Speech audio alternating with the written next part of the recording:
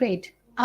Thank you so much, team. Hello, everyone. Faiza Yousuf here. I'm so sorry for the delay. Uh, we had some internet issues here, as usual, Karachi.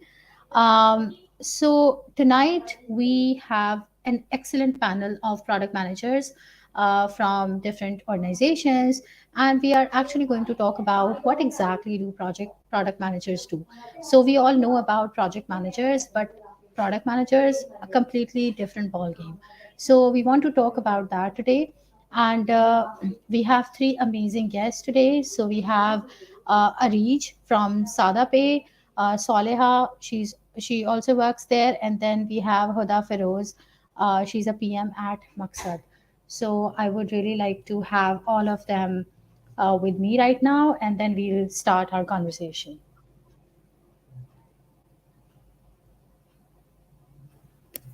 Hello, ladies. How are you? Hello. All Hello. good. Hello. Great. Thank you so much for joining us today, and so sorry for the delays. I'm not going into a detailed introduction about all of you because I want you to do that yourself and talk about the things that you want to share with the audience. So let's start with a round of introductions.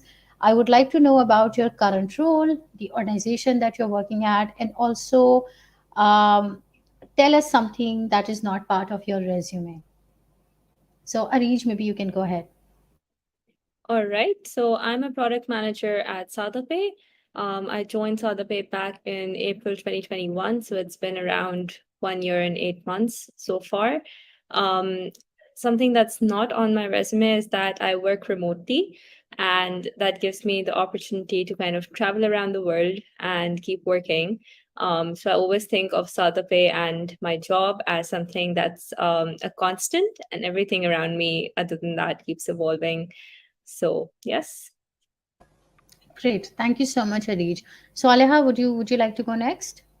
Yeah, sure. Hello, everyone. Whoever has joined in, I'm really excited to talk to you all. I'm Soleha, and like Faiza mentioned, that I also work at Sadape. So Arijit is also my coworker. We work in the same team. Something that is not in my resume is that I personally am really passionate about edtech. So even though Sadap is a fintech startup, I work in a product manager setting, but my personal interest is in the field of edtech, and I always find new avenues to know the latest trends about edtech. I actually had a startup as soon as I graduated high school in the field of edtech as well, and currently, my startup has impacted almost 2,000 students from over 200 countries around the world. So, yeah. That's great. Great. Thank you so much for sharing. Huda, would you like to go next? Sure. Thank you, everyone, for whoever's joined. So, I am Huda. I am a product manager at Maqsad. And I've been part of Maqsad for over an year now. Maqsad is essentially an edtech startup, and it's so I've been building a 0 to 1 product there. A little about me more than that that's on my resume is that I also really like working with data. So one great hat that I really wear is a part of a data analyst role, and something that I've come to really do is writing copy, which is like one of the great hats. So pehle it was like I was like not the pehle it's a confusing thing. Itna maza nahi aata tha. Now it's like something that comes really naturally. Great. Thank you so much for sharing, Huda. Uh, quickly, I would want to know all of yours educational background. So, if you have done a undergrad degree or a post-grad degree, what did you study and where did you study? So, Arij, Sure. So I studied electrical engineering at Habib University. Soleha and I are also from the same university, so that's a lot of common between us. And then from Habib University, I went to do my master's at UCL. So I did my master's in prosperity, innovation, and entrepreneurship. And basically, we spoke about social entrepreneurship and how to make sure that it's sustainable, it's creating an impact around us. So, yes, that's a little bit about my educational background. great. Soleha, Yes, so again, I am also from Habib University, but I studied computer science. I actually graduated just this year, but I've been working since the past 2 years. So I guess in the panel here, I'm the youngest. And along with Arij, Huda is also from Habib University, and she was a year senior than me. So yeah. Okay, great. I think Huda is facing some internet issues. Let's continue, and when she'll come back, we'll ask her all the questions.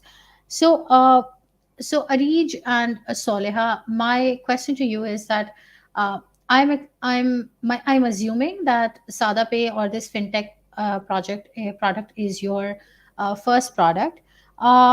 So, what exactly are you working on right now? Is there anything specific that is in your focus?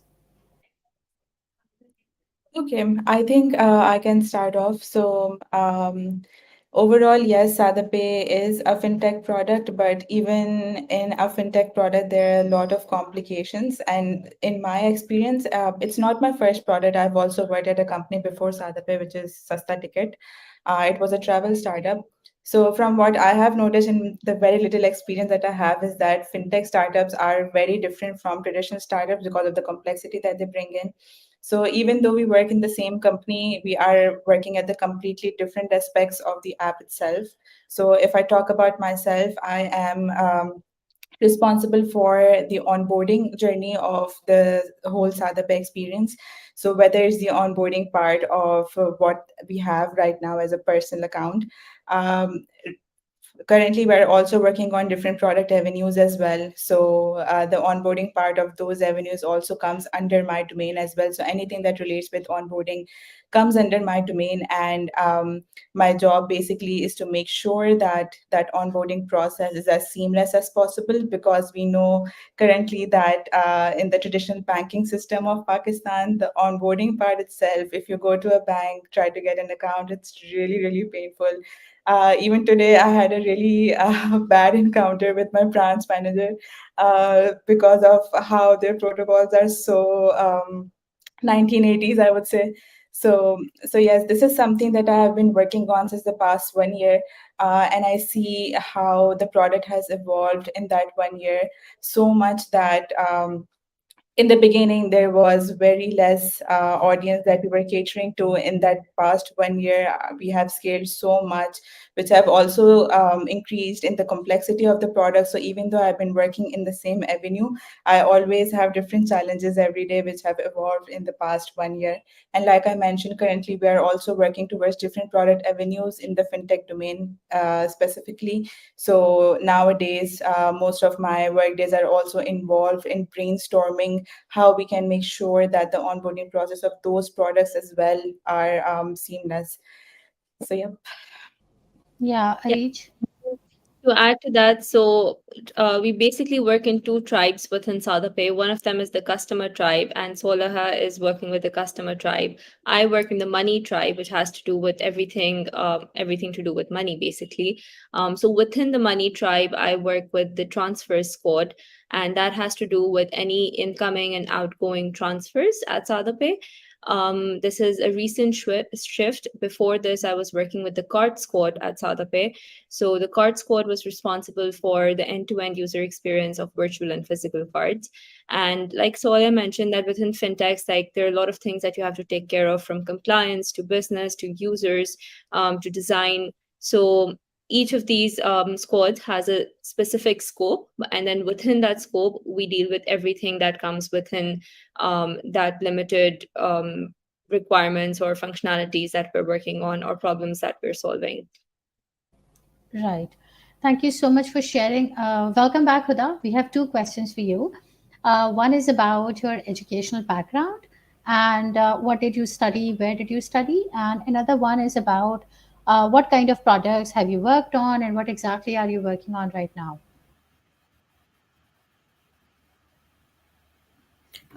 So I'm a computer science major from Habib University, graduated in 2021. So that's a little about my educational experience. Coming to the second question of the products. So the current product I'm working on is is an edtech application, and that is more targeted towards ninth to 11, so 9 through 12.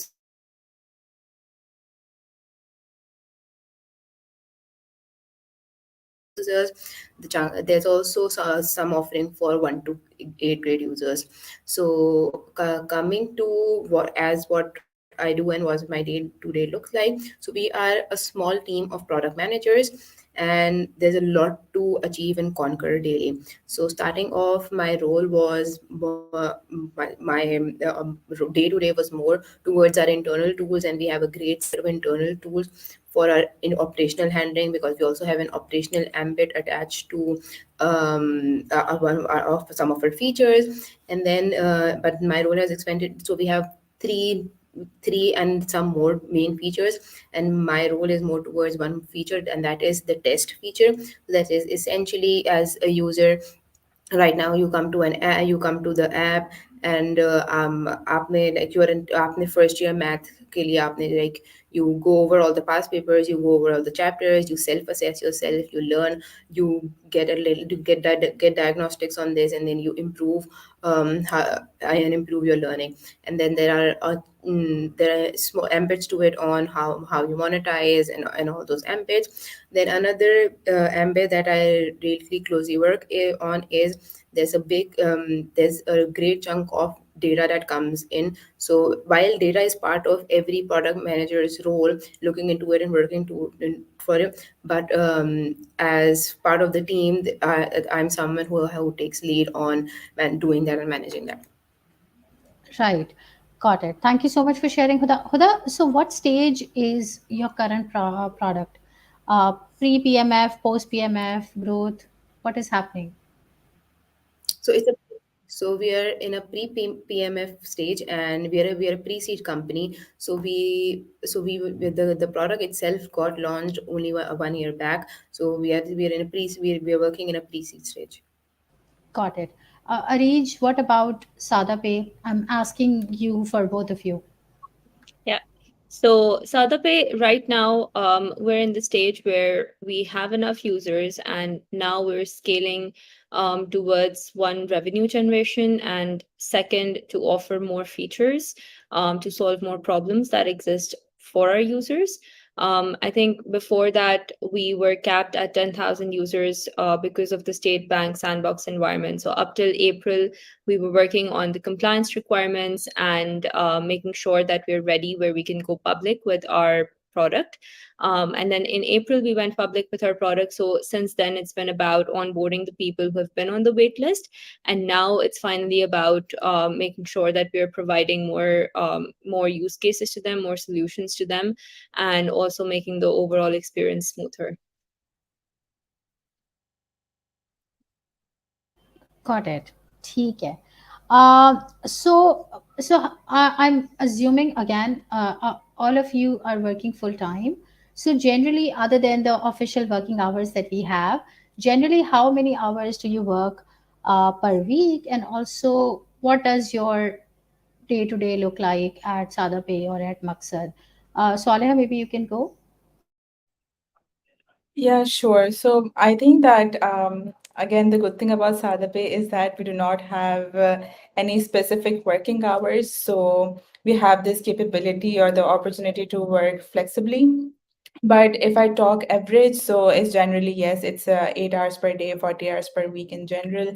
But the timing itself changes every day depending upon who your co-workers are, which time zone do they work in, and you just need to make sure that with your teammates you are actually mobbing with them in some core hours of the day, so you have to make sure that you're present and working during those hours. Apart from those core pairing hours, you have the flexibility to work anytime. So yes, on average it's 40 hours per week, 8 hours per day, and that changes from time to time. I think this was your question, right? Yeah, absolutely. Arij, for you? Yes, so I think I'll add to that. So what Sola mentioned applies for my role as well, that we have a certain core hours which we decide within each squad. So Soleha's core hours might be different than my core hours based on where our teammates are located and what's convenient for them as well.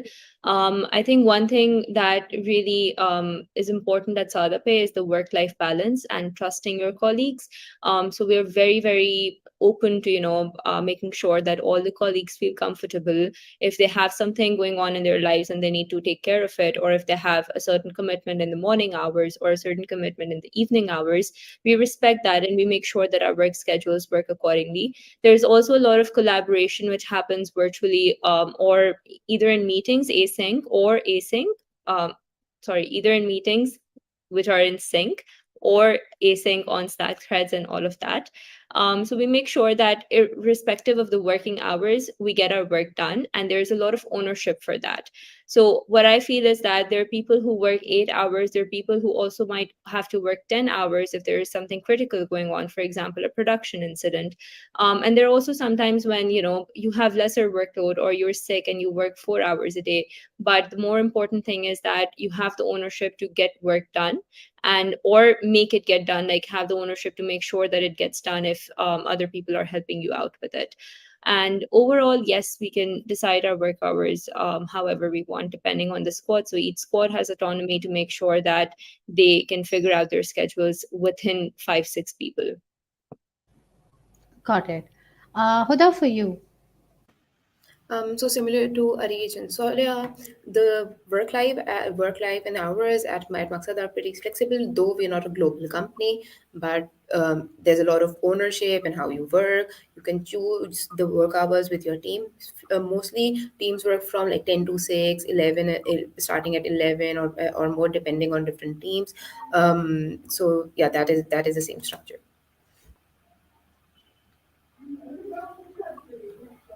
Got it. So, Huda, let's start from you. We do have a couple of audience questions also. Uh, I'll get to them in a bit. So, what tools do you usually use in your day-to-day work? Anything for road mapping, planning, collaboration, anything at all? Maybe data management. Would you like to Okay. share? Yeah. So I'll go in this in bits by bits. So starting off as main tools for communication, firstly Slack, uh, async communication, clear threads, that they really help. I love Slack a lot. Other than that, for all of, not just for tech and not just for product, for the overall organization, we use Notion. So that keeps everything in one place. We have as even as product people, we have close communication with marketing team, other teams, operations team, for example in my case cat mix team. And so everything is interlinked when you work on the product, so that helps keep everything synced together. So we really use Notion.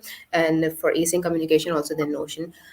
For tech aspect, we've been previously using Jira, but for now we've shifted to Notion for that also, and we've created our own system and our own templates for communication. Then comes coming to the designing part of things. So we design on Figma, and also on brainstorming and planning bit, we use FigJam very extensively, which is like Miro, and some people use Miro boards. So so that really helps us work in teams together also, and when we're working on our ourselves also. So putting things on sticky notes and then combining them on using Notion documents. So if you're making PRDs so we use Notion for that, and if you're brainstorming, and so we use FigJam and Miro boards. Coming to the data embed of it, so there are data is coming from different sources. For the product analytics side of it, we rely mostly on Mixpanel. And it's just not the product team or the tech team, it's the overall organization, the marketing team, any team, community team, or any team, they use Mixpanel for quick, easy insights and detailed insights. Other than that, there are different tools like Power BI, Superset, but used writing your own SQL queries and everything for detailed data analysis. Okay, great, great. Thank you for sharing, Huda. Arij, what about you and Soleha? You also can add up to it. So, what kind of tools do you guys use for collaboration, planning, road mapping, task assignment, and all that? I think so. Huda covered it very well. We use basically exactly the same tools. I think the only thing that's different is that we use Jira for engineering product development cycles still. Um, and yeah, I think Huda pretty much covered everything. I think what I would like to add though is that irrespective of the tools, I feel like product management is something which comes with a mindset. And I mean, to anyone listening out there, if your organization is not using exactly these tools, just make sure that the work that is done by these tools is still the same. I think there are a lot of replacements for these tools, a lot of new things that are coming up as well. Some of them I've used, some of them I haven't. For example, Amplitude is another tool that can be used instead of Mixpanel. But yeah, I think it's more important that how we use those tools. So just bringing a tool into your workflow is not really going to get things done, but you have to really figure out that how are you going to make the most use of it. So if you're using Notion, which is being used throughout the organization, it doesn't mean that everyone in the organization will remain updated by it unless you make sure or you facilitate that people are reading it and people are keeping a track of it. I think this is something that I learned over time, that one, like, we try to come up with really long comprehensive documents and then we put them up on Notion, but there is no point of it being on Notion if nobody reads it or if someone looks at the document and gets daunted by it. So just making sure that people are still aligned, you're still collaborating with them, they're still interactive, and then regardless of the tool you can make it happen. But yes, in terms of the tools, we use exactly the same ones that Huda mentioned. Great, great. Interestingly, we also use the same at Caterpillars. So Notion, Slack, and Figma, all the same tools. So again, a question to all of you that two of you are from CS, one from I think electrical engineering, if I've not forgotten. So do you guys ever write code as part of your role at maybe Sada Pay or Maqsad? Anyone can go. I think the good thing, again, about the role of product management is that you don't really need to know how to code. However, some companies do prefer product managers to know how to write SQL queries, and that is only because to basically extract data from databases and do their analysis. But generally, I feel like that the whoever who wants to come as a product manager or who wants to break into product management does not need to worry about learning code specifically. But I think that what really matters in a role of product manager is that you need to be a generalist, right? So if you're talking to engineers, you need to know enough computer science. Basically, I'm not saying coding, I'm saying computer science, because you, apart from coding itself, there's a lot to computer science. For example, how a website is set up, how hosting works, how an infrastructure works, how databases work, basically, so that you have enough information to talk to engineers about it, to foresee that if you want to go forward with a feature or with a product, then how much of a work is it going to be. So I think that it just general tech knowledge in terms of how apps or websites are set up, and their backend is set up, is enough for a product manager to go ahead. And I don't think that's a prerequisite for someone who wants to break into product management, because every company has a different sort of architecture. So you just learn by asking questions, you just learn by being curious, and being very, very close to your engineers. And basically mobbing with them very closely, so that eventually gives you the information required to communicate with them, and just uh, be good at the tech part of the product management. So yeah. Right. Arij, maybe you can go. Yeah, so I think coming from a non-CS background, I do have some knowledge, some know-how about how things work, especially because the curriculum at Habib was very holistic and it made sure that we know things from a lot of different disciplines. But at the same time, what I believe is important in product management is that even if you do know how to code, even if you do know, for example, how databases work, you shouldn't assume them or plan according to them. The more important thing would still be to speak to your tech lead, to speak to the engineers in your team and figure out how it's like, or what the plan is, right? So in at Saada Pay, for example, we talk about the what and the why is something that product managers should really know. And then the engineers should know the what, the why, and the how. So it's not our job to figure out how something is going to get implemented, but it's our job to ensure the communication that is done communicates that why we are doing something, what is the priority behind it, why is it being prioritized right now, what is the impact it's going to generate, and then we figure out that, how can we do it in the minimum way possible. So I think that communication, when you do it with engineers, of course you need to have some interest or some curiosity towards tech, so that if they are speaking in their engineering language, we understand what they're saying, or we have the right questions to probe them to make it simpler.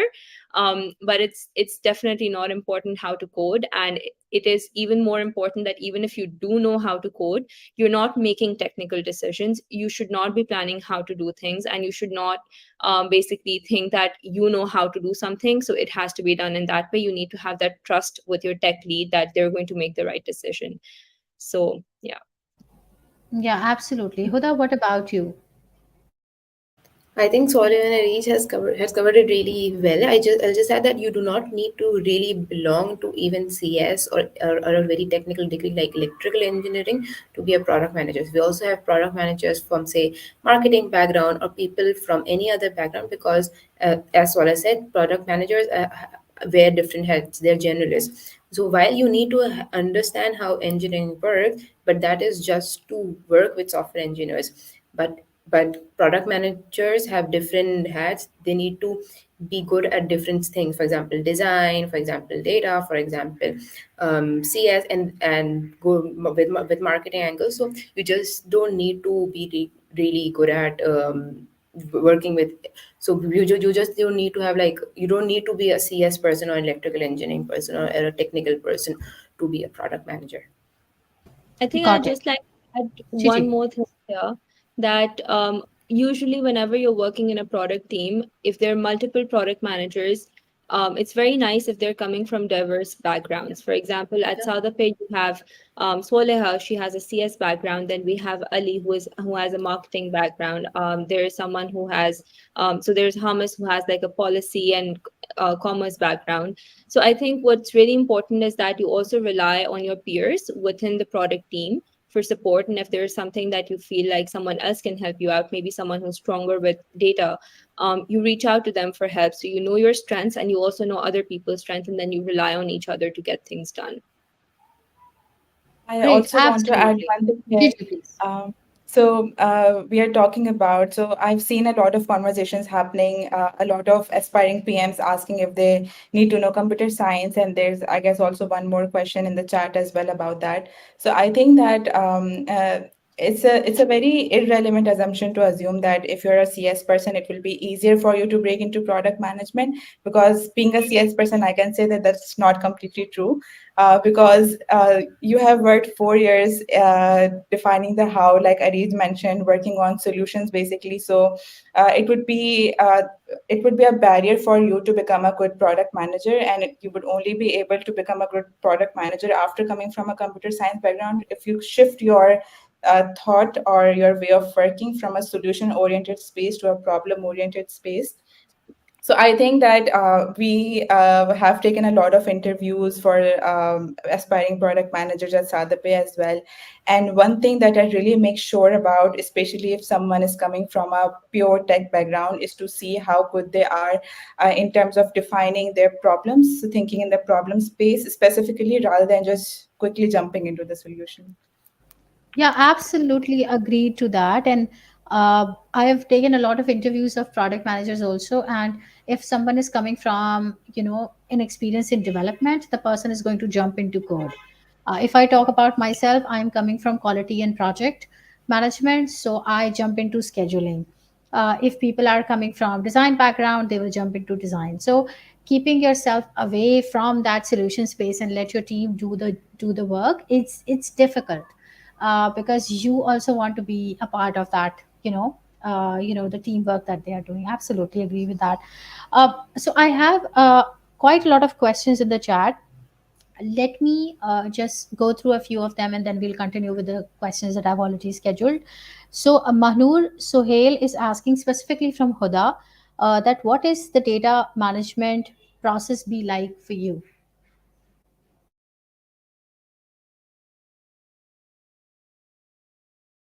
Sure.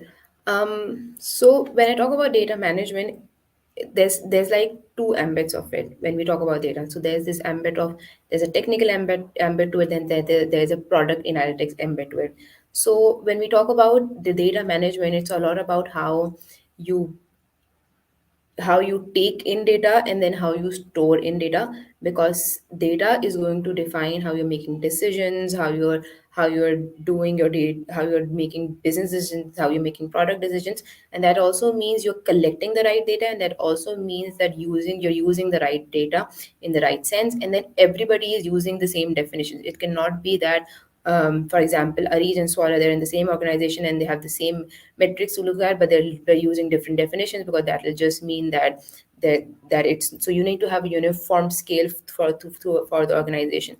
So someone needs to step in and be like, they need to set up the structure, they need to look after the structure, and then there's a data while there's a data team, then data analyst and data analysts, data engineers working on how things work, but then there's a product ambit to it, because business and product requirements are relied upon data. So you need to have like a structure for I will need I from for to think about to make decisions for this thing in my product. I need to look at this kind of data and these things, and then you need to sit with your data team and decide that this is how I think and this is how they think, and then you need to work on them. So someone needs to take a little lead on that front also, to work more closely with the data team than others. Right, got it.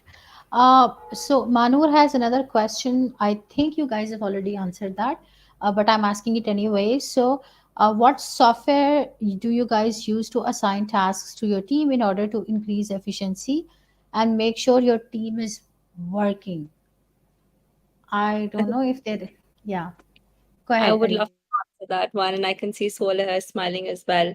I don't think we use any such tool because we don't assign tasks to our team members. There's a shared ownership of your team, and everyone knows that what is the problem we are trying to solve, and then we come up with the minimum viable product or the minimum viable aspect of the feature that we want to work on, and then the team works together on it. So product managers do not go on assigning people that, hey, you have to do this bit, hey, you have to do this bit. But yes, everyone knows the responsibilities and they come together to work on things. They come together to update each other. But yes, what we do make sure of is that we facilitate people with getting things done, or with coordination, or with communication with each other. So for example, if I'm working on a problem and I have to get some designs made, right, for that particular feature, the designer would already know the problem because the designer is already involved with us since the discovery process. Similarly, the engineers would already know what we're working on because they are already involved also since the discovery process. And then when the designs, like let's say the first draft of the designs is ready, I'll make sure that the designer brings those designs to our stand up, get some review from engineers, figures out if there are any technical constraints on that, figures out how, for example, the marketing team feels about the copy, or similar things, to make sure that the design is kind of coming towards a fully whipped shape or a completed stage for the first iteration. And similarly, like when the engineers kick off a ticket, they know the questions that they have to ask, they know the tasks that they have to create, and then they work together on it and eventually push it to the testing stage. And then when it comes in testing, then we all test together. So it's not one person's responsibility to make sure that that particular piece of work is working as expected. It's all of our responsibility to make sure.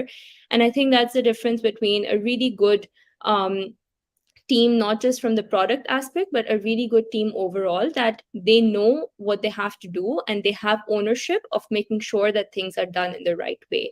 And if you have that, if you have a sort of team where you feel like you have to start assigning things to people, then you really need to go back to the root cause of why that kind of culture has been set up, and how can you bring more trust, transparency, and collaboration within your team to avoid that whole aspect of assigning tasks to people. I think this question about Sorry. assigning tasks really comes from the assumption that product management is very similar to project management. I've seen a lot of people confusing between these two things. So I think this question comes from this underlying assumption that both of them are the same thing. Well, in actual, both of them are completely different thing, even though they sound very same. So project management is just about making sure that deadlines are being met, people are working, and you assign tasks. But product management is, like Areej mentioned, is about having a shared ownership. And the role of a product manager is not to make sure that deadlines are met. It's to just to make sure that you're adding maximum value for the user and for the business. You're failing early, you're learning early, and just make sure that you're creating a product that serves your users the best. Right. Huda, what your thoughts are on that? Same thoughts. I think as product managers, no, we don't assign tasks. We just work with all teams together step by step. And even in when we talk about the engineering team, I think this is also coming from the assumption that we are assigning tasks to the engineering team, though as product managers we don't necessarily assign tasks to the engineering teams and tell them, oh, this is your ticket and you have to do this is your bug, you have to do this. That is more of a role for an engineering manager or a tech lead to work for. And even that in case of Maxwell, we do not have very detailed tickets on Jira setup and really close tracking. We just for day-to-day tracking, working and smooth working, we have our template set up on Notion and we just use that. So there's a lot of ownership that you have to take, because if you work too much on the process and following each other, then putting out the part of putting out quality and they doing things quickly, that is like the crux of startups, that is lost. Okay, absolutely. So, Mohammed Sufyan has a question that how do you deal with competing priorities? Areej, maybe you can go. You're muted. Yeah. So with competing priorities, I think we have to really go back to the drawing board and figure out the why and the what behind each of those priorities. So we have to see that if we do task A or if we solve problem A, what is the impact of that? How much time will it take? How many people will be affected? What is the level of criticality? Um, are there any dependencies? Are there other people dependent on this task being completed or this problem being solved? And in the bigger picture, if we solve that problem A, then what else will it enable the users to do? Um, and similarly, we do the same for problem B or task B, which is on the priorities board.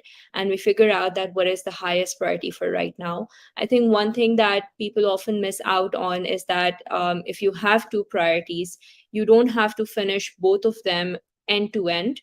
There could be a piece of it which you could complete, which will add a lot of value. It will probably add 90% of the value in 10% of the time. And then you can jump on to your second priority. So I think what's really important is that whatever is on your board of priorities, you really need to break that down with respect to what is an independent piece of work that you can deliver, which also adds value. Because the smaller you have sliced your work, the more easier it will be for you to prioritize and then also jump between priorities to make sure that what is important today is being shipped out without taking a lot of time and you're not shipping out an unnecessary part of that priority which is not relevant right now. Great, great answer. I'm going to basically in the because we are running out of time and there are a lot of questions. I will go to Soleha for the next question instead of asking the same question from all of you. So Soleha, there is a question, uh, from Samir Ahmed Khan. Can that how can a current CS major student prepare for a product management role? Okay, I think some part of this question have been answered already in the previous conversation we had, but I think that it would really help for a CS major to start looking at how businesses work, basically. So this is how I got to know about product management. This is how I got interested in product management as well, because I always had this knack of solving problems on my own as well. And I also used to see how businesses work and how do they solve problem as well. So I think that if you are a current CS major and you want to break into product management, it would really help if you get a bit deeper into how businesses work, how problems are solved in a practical setting. And I think that the best thing that you can ever give to yourself if you want to break into product management is to just start a project of your own. Just see anything, any problem around you, and think about how you can solve this problem using technology. Because product management itself is usually considered on the context of solving problems using technology, even though there are other avenues as well of to product management as well. But yes, so think about a problem, think about how you can solve that problem using technology, and just go over it. Like, just try out that idea, talk to people, talk to your potential users, do your research. There are so many no code tools available, and if you already know how to like make an app or a website, test out your idea, do some data analysis. So going through this whole process will really help you understand how things work practically, how products work practically. And even if you fail, it would add a lot of value in your experience and in your resume to land a product management role after you graduate. Great. Thank you so much, Soleha. Next question is for you, Huda. So, this came from Hira's Instagram, I think. That do Pakistan have enough products in the tech space to grow your career in product management? What do you think Okay. about that? I think I'll answer this with a little question that can we just take us ever think of now that we spend our day without tech in any way? That's phone, that's any web, any device. I don't think we can. We are in that stage that if their lives are heavily dependent on tech, and if we coming to Pakistan, we know that the usage of phones, people buying phones, that's really increasing. 4G connectivity, that's really increasing. It's just not that products are just limited to tier one cities. It's we have mass user base in rural areas, in different parts of in Pakistan. So while there is great user base, then there is great potential also. There are there are different fields that are untapped, and there's great scope to work on them. For example, fintech. There's finance part to it, so there's a tech part to it also. There's education. There's a education part to it, so there's a tech part to it also. Agriculture or any other area that we can imagine. There's a lot of untapped potential in Pakistan. So there's also a part of products to be there. When there's part of products to be there, and when we think about no nobody can come in and be like an engineer cannot come in and be like, oh, they'll just make something on their own. Then there's like a streamlined process to it that you need to go about, to someone to think about how, why do you need to make something, and what do you need to make, and then prioritizing all of it and how it will look like. And then after, even how when it is made, there's like a feedback loop to it. How because you just don't make a thing and just you put it out there and it's just out there. You need to constantly keep improving it, because there's a lot of competition also. Competition just between, also when I'm here, I'm also getting some WhatsApp messages, and I'm distracted by that also. So there's this competition from all these different apps also, so you need to constantly keep improving what's there. So and there's like, so this brings the importance of product managers into place. And while there's tech, there's relevancy for product managers, and there's relevancy to growth in that field. Great answer. Thank you so much, Huda. Next question for you, Arij. So, again, a question from Hira's Facebook. Do you coach other people in this field? Can you? I think they want to know if you can coach someone to be a product manager. What do you think about that? Yes, so definitely, of course, when new people join your team, especially if they're coming from a different role, because a lot of people switch to product management, for example, from marketing or from CX or from data science. So if they're switching from another field, then you have to get them to know the role or know the rope of what does a product manager do, what does a product mindset look like, how do you do things on a day-to-day basis, how do you coordinate, collaborate with your team. And then there's also a lot of coaching from the domain side. So if you're working in a fintech, we're working with specific fintech systems, and then when someone new joins, you have to help them catch up to all the fintech systems, all our vendors that we're working with. I think the other aspect that we were just discussing in Sadape a couple of days ago is that when you're coaching, it doesn't necessarily have to be someone who's junior to you. You can also be coaching someone who's at the same level or probably even senior to you, because, like I mentioned earlier, that product managers come from such diverse backgrounds that your strength might be different than your peer's strength. So, for example, if I'm working with Huda and I see that she's an expert on the data science side or the data analysis side, and I feel like I'm an expert, let's say, on running workshops or making sure my team is close knit together, then I might help her, with a few tips and tricks about how to run good workshops, good brainstorming sessions, and she might help me with how to incorporate more data into my team or my product. So you rely on each other, and there's that coaching element as well. And as you grow and then more junior people join your team, then of course you have to coach them as well. Great, absolutely. And the bootcamp that we are running with Caterpillars for product management, it also has a success coach associated with it. So you get to go through the program, and you have an assigned success coach that you get in touch with for one-on-one calls. So absolutely, that's really important. Saleha, for you, I think you've already answered that partially, but I'm going to go ahead and ask it again. Again, a question from Hira's Instagram. Do you have to work as a project manager also? Is it interchangeable? Yes, I think I can answer this question as many times as you asked, because the amount of people I have met who confuse between these two fields is very alarming. So the answer is that yes, project and product management are completely different fields. And it is, again, since they are completely different fields, that's why they're not interchangeable as well.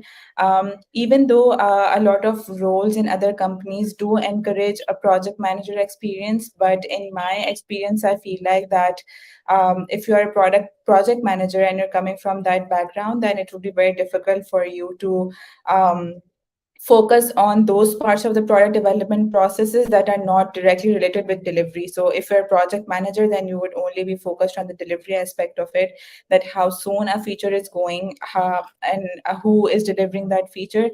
But the actual part where a product manager adds value is not delivery, rather it's everything that comes before delivery. So in terms of deciding that what problem are we going to solve, how are we going to solve that, how are we going to prioritize it, how are we going to slice it, iterate over it, how are we going to measure success of it. So I would say that some bits of project manager which relate with delivery are a part of product manager, but there is not it's not the complete definition of the role of a product manager. And there are a lot of things that are essential to that role that are not found in a project manager. However, that does not mean that if you're a project manager and you want to shift to a product manager's role, you cannot do that. Just like everyone, we talked about that people coming from all sorts of different backgrounds can come to this field. Project managers can be a product manager as well.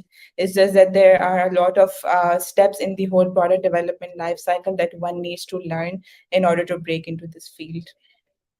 Yeah, absolutely. And I'm telling you that Soleh is absolutely right, because I come from a project management background, and it is difficult not to jump into delivery. And it took me a couple of years to basically get out of that mindset slowly and gradually, and not just get into execution at all. So I absolutely agree with that. So how do you guys keep yourself up to date with what is happening in the product space, and about frameworks, about whatever is coming next? So Arish, maybe you can let us know about that.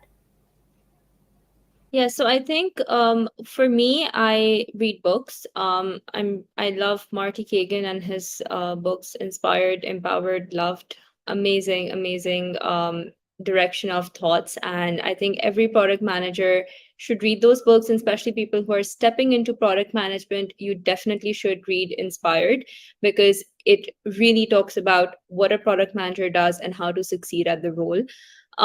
Apart from that, of course, LinkedIn communication, catching up with people who are, thought leaders in this space, webinars, connecting with more people, networking with more people, and basically figuring out that what is working for a team and what is not working for another team, right? So if I chat with Huda and she's coming from a different startup, I might learn a few things from her because of what works in her team, and I might be able to share some things which do not work in my team.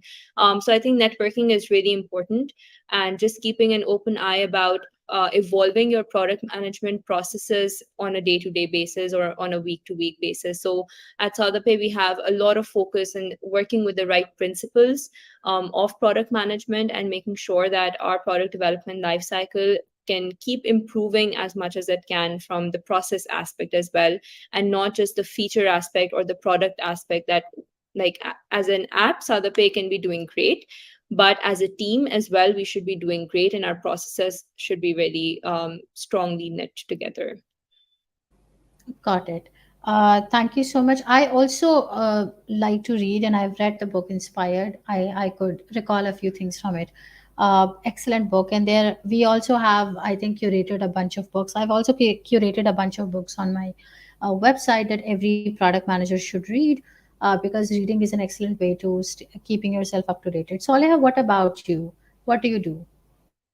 Yes, I think I do most of the things that Areej mentioned already. And one thing that I'd like to add is that even though constant learning is part of every role nowadays, but for a role of a product manager, it's even more important because this field is constantly evolving over time. And especially for roles in Pakistan, I feel like that even though the field of product manager is very widespread worldwide, but in Pakistan, it has just came in with the startup boom that has been happening in the past 1 to 2 years. More and more startups are hiring product managers, but they have very little idea as to how they can make their startup product led, and how can they empower their product managers to make sure that they are adding value to the users and to the business. So I think that if you are a product manager, especially working for a startup in Pakistan, it is even more critical for you to understand how product manager works, what are the red flags, what are the green flags, what are the orange flags, and how can you deal with those things if you observe them in your organization. So yes, mostly I think that just catching up with product leaders on LinkedIn, I feel like that through networking, I learn more because if you're talking to someone who already has tons of experience in this field, then it is easier for you to ask it specific questions and get specific answers. So this is what I do in most of my time. And again, over the weekends, I read books. I think that there are some product leaders in the field that I closely follow. I follow their content on Medium, I follow their content on their own blog posts. So that also really helps me stay up to date to product management. Great. Thank you so much, Soleha. Huda, what about you?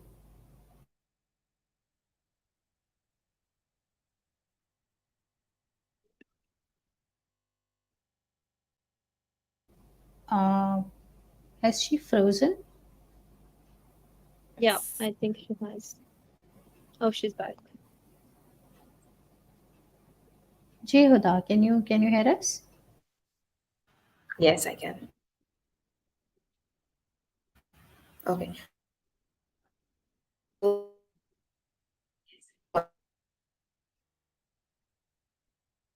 me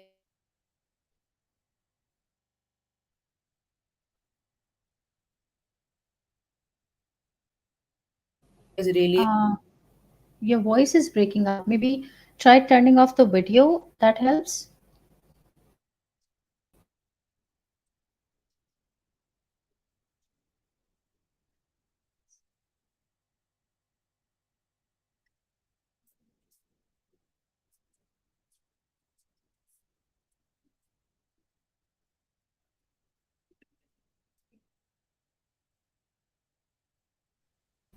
Okay. No worries, no worries. I'll move with the last question that I have. Uh, Soleha, let's start with you. What message do you have for aspiring PMs, people who are so we have a lot of applicants for the Caterpillars program, and a lot of them are watching also. What message do you have for them if they are getting into a boot camp to learn about product management, or if they are thinking about getting into product management?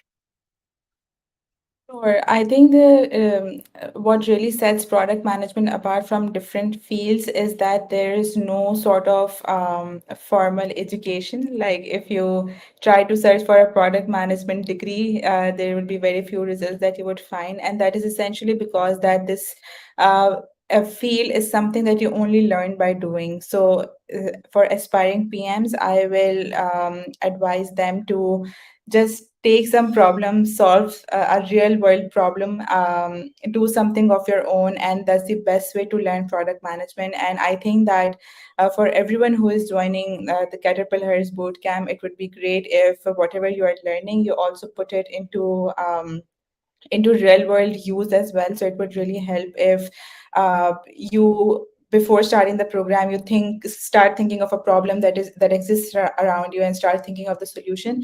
And then whatever you are learning in your boot camp about executing ideas and measuring success, then you can put those ideas into practical purposes by solving the problem that you have already thought about. And it not only adds into your skill and experience as well, but and I'm saying this from experience, that while um, filtering out candidates and while interviewing people for product management, I really like those people who have gone through the whole life cycle of a product from start to end. And no matter how small this is, or how small impact that they have created, even if they have created no impact, they have failed in their idea, it still adds a lot of value in someone's experience. Absolutely. Learning is important. And on your advice about doing a project, so this is also included in the boot camp. So we have 6 modules, and with every module, they have to work on a bunch of deliverables that include strategy, roadmaps, solving a problem, customer research, so on and so forth. So want to make sure that they actually have something to show for once they get out of the program. Arij, what about you? What advice do you have? I think it's important to make sure that your transferable skills are important. And like Sola mentioned, that have some real life experience, because you can sit on a drawing board and you can come up with hypothetical problems and try solving them. You would not understand the complexity which you have to deal with when you actually step into a real work environment. So definitely, like whatever you learn, and people who are going to be a part of the boot camp, whatever you learn, whatever you apply in class, whatever you apply in the project, try to step out of your comfort zone. Get in touch with a startup who's just starting out and have tons of problems that they're dealing with. Try to help them out, even on a pro bono basis, because that's kind of a mutual relationship, right? That they're coming to you with their problems and you're trying to solve those problems, and it's adding to your own kind of grooming as well as a product manager. So, or do internships, right? So figure out how do you solve problems while being on the ground, while being on the job, real problems that exist for real startups or real companies. And I think that's a way that you figure out that, you know, what are things that are more important than coming up with a process or coming up with a beautiful solution. There are times when you cannot do that. There are times when there is, there's a time crunch or there's a critical issue, and you have to really step on your toes and really think fast. And so that kind of experience, that kind of mentality only comes in when you actually deal with problems on a day-to-day basis. So definitely get that experience. And I think build your network. Whether you're in Pakistan, whether you're abroad, if you want to step into the career, if you want to step and get a good job or get a good company, especially work in a good culture, your network is going to be the most important thing. And I think that's why the Caterpillar's product management track is going to be an amazing experience for whoever joins, because you have people who are mentoring you, you have your success coaches, and then you have your cohort. And that's going to form a really strong and close network of product managers who are kind of graduating together from the boot camp, who can help each other, who can build a network, who can, talk to mentors, find connections through them. And so building that connection is very important, not just from finding a job perspective, but also just making sure that you're aware of what's happening around you in the world and what are different cultures that companies work with. Great. Thank you so much, Arij. Well, there are two questions for you. One is that how do you keep yourself up to date? What do you do to, refresh your knowledge or learn about new things? And second is if you have any advice for aspiring PMs that are going to be part of Caterpillar's program. So how do I keep myself updated? I think Arijit and Swara pretty covered it. There are just things that I also do on top of that is, while LinkedIn is a great resource and I use LinkedIn a lot, and not just for connecting with people, just also thoughts and posts by some product leaders that really help. I'm also a really avid user of Twitter, and I basically have just Twitter profile. One is like my private profile, and one is like that professional profile. And that one professional profile is really, the algo is really optimized on product learning, so that really helps me keep in touch and keep myself updated on product ends and thoughts that people have. And just adding on to that, you really need to be know about what's happening, data trends, and just about tech side of things, or just things that are happening in business side of things, because you also have to think about sometimes about first movers advantage. Or say for example, there's this thing that's happening, or what about there's this space, that untapped space, what about you learned about it, and what about you as a company do it first. So and just not as like product management, but also from a business angle, you have to think about things that way. And then the other thing that I really do is reading articles, because sometimes while I do read books, sometimes you don't have that much of commitment, and you want some small things, and those articles really help. For example, Lenny newsletter, that is a really great resource that I really like on product management, and just thoughts about all on the tech world. And coming to the next question of advices, so while product management is just not it just does not have one ambit, so it is like it has multiple ambits when different hats, multiple fields. So while discovery process, going to the drawing board, brainstorming, that is like an exciting part, that we when we take a step back and we like, that's like the most jumpy and exciting part. You also need to think about the how to work in different parts of product management. You also have to think about how you can develop a stronger eye for design, how you can be, because one of the hat that we wear also is QA. You have to really go, आपको अपनी bill का QA खुद करना पड़ता है. So there are like really different ambits to it. So you also have to work on understanding multiple ambits and just not one ambit. And yeah. Got it. Thank you so much, all three of you. So delighted to host you. So proud of all of you. Habib University is doing a wonderful job. That's what I can say. I've been there multiple times, and every time I just go there and I just fall in love with the campus all over again. Thank you so much for your time and sharing amazing thoughts with all of us. I'm sure that people will learn from it. We do have a bunch of more questions, but we started late, we are ending late. I know it's a Friday night, do not want to keep you guys waiting from your relaxation time. Thank you so much. And any last thoughts? I'm happy to, hear from you. Oh, it was No, I great to think that's go ahead, Sonia. I think I she's stuck. Yeah, maybe Rich, you can start. Yeah, I was just saying thank you for having us here, and it was an amazing conversation. And yes, I just wish all the best to all the people watching out there in their respective roles, and to everyone who's joining the boot camp. I hope you have a really good time. Thank you. Ji Saliha. Yes, sorry about that.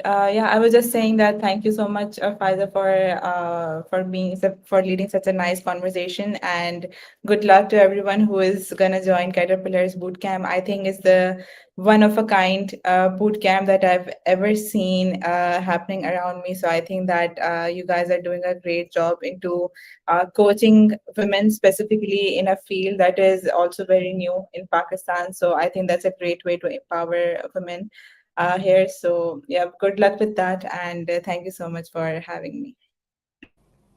Thank you so much, Alia. Huda.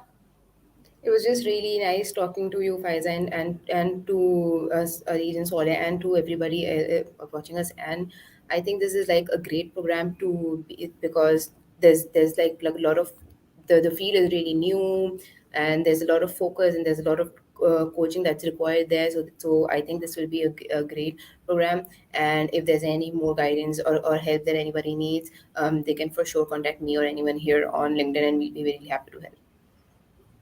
Thank you so much. Thank you so much for all the support. And I hope you guys have a good weekend ahead. Bye.